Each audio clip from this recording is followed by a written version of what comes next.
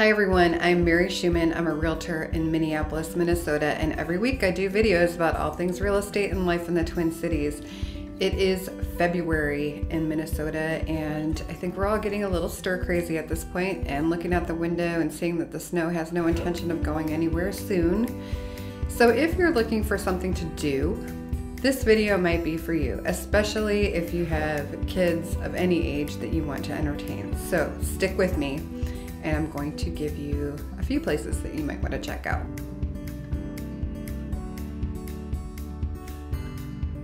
If this is your first time visiting my channel, I encourage you to hit the subscribe button and then hit the little bell after, and you'll be notified every time I post a new video.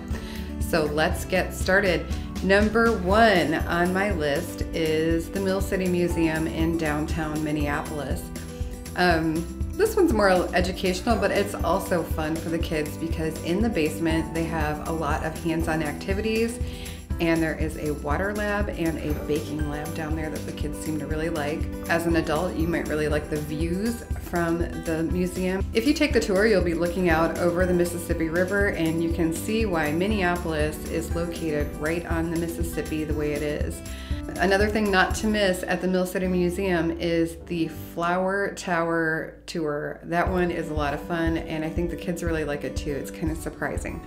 So don't miss that. If you are visiting the museum and it's a really nice day, winter or summer, right out across from the museum is the Lock and Dam, and that's kind of interesting to look at too if you want to learn a little bit more. Or you can head south and you'll head past Gold Medal Park and you'll come to Izzy's Ice Cream Shop. And I recommend that for a little treat for your mouth after feeding your brain. So that's number one. Number two on my list is the Bryant Lake Bowl, and that one is in Uptown in Minneapolis. And that one's a lot of fun because it's not just a bowling alley. Bryant Lake Bowl opens at 8 o'clock in the morning for breakfast, and they are open until 2 o'clock in the morning. So you can imagine that the crowd there changes quite a bit. It is an old school bowling alley, and it is inexpensive. So it's $4.50 per person per game, $2 to rent shoes, and they have a really good menu. And a full bar, so if you want to have a drink, if that's your thing and you're there at night with a bunch of pals, you can do that. In addition to the bowling, they also have theater at Bryant Lake Bowl just about every night. So that can be a really fun thing to do. In fact, we actually went there for Thanksgiving one year because we wanted something fun and we didn't have anybody in town and we weren't traveling, so options, you know. Number three is Edinboro Kirk, and this one is actually in Edina. And their tagline is where it's 70 degrees all year long, and it is a nice break from winter, especially if you have kids in the house, small kids in this case, or you just want to go swimming yourself. There is a pool there. The pool is heated to 82 degrees, so you can go during open swim, and you don't have to live in Edina or belong to the park district. You can just pay as you go. If you just want your kids to get their wiggles out, this is an indoor playground, and they have tons of climbing and slides. There's an open gym where the kids can ride tricycles or scooters, whatever it is to get a lot of the energy out. And if they start complaining, "Mom, I need a snack," well, there is a cafe there as well, and you can get kid food. They have pizza, PBJ, hot dogs, juice boxes, milk, soda, of course. So anything, it's like this place was designed by and for children. So I encourage you to check that out if you're getting a little stir crazy.